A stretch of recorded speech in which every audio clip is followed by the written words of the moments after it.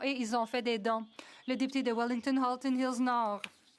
Monsieur le Président, le dernier budget libéral avait un ancrage budgétaire avec des déficits inférieurs à 1 % du PIB. Ce budget prévoit des déficits atteignant en moyenne 2 % du PIB. Le dernier budget libéral prévoit un ancrage budgétaire avec une baisse du ratio dette-PIB, alors que ce budget prévoit une augmentation de ce ratio.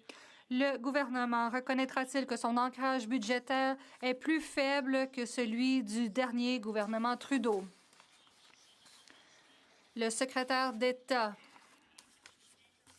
Monsieur le Président, je sais qu'ils ont une semaine difficile de l'autre côté, mais hier, on a déposé un budget historique pour construire notre économie pour les Canadiens, par les Canadiens.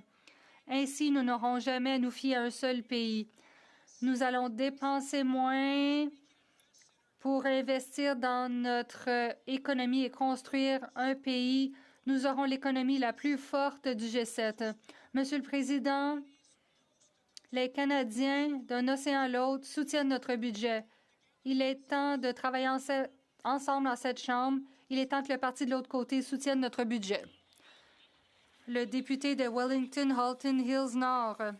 Monsieur le Président, en juillet dernier, l'agence Fitch a dit qu'une augmentation du ratio dette-PIB et une augmentation des déficits pourrait mener à une baisse de la cote de crédit. Ce budget double les déficits et augmente le ratio dette-PIB.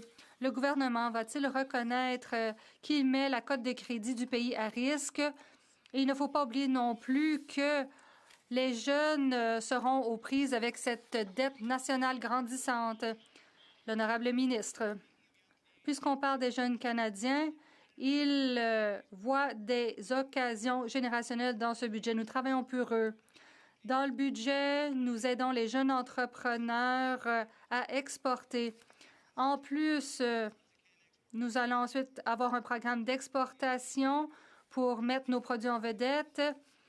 Et EDC, ensuite, les soutiendra pour atteindre de nouveaux marchés partout dans le monde. C'est comme ça qu'on aide les jeunes entrepreneurs à avoir accès à des nouveaux marchés et à créer des emplois ici chez nous. Le député de